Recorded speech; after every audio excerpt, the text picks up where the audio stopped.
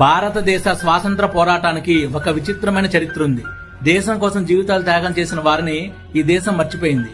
British వారితో పోరాడింది సుభాష్ చంద్రబోస్ గారు, జైలుకెళ్లింది సావర్కర్ గారు, ఉరికమ్మం ఎక్కింది భగత్ సింగ్ గారు, బ్రిటిష్ వారి తోటాలకు బలైంది చంద్రశేఖర్ ఆజాద్ గారు, అల్లూరి సీతారామరాజు గారు. ధర్మం కోసం దేశం కోసం హత్య చేసిన గాడ్సే దేశద్రోహి అయ్యాడు.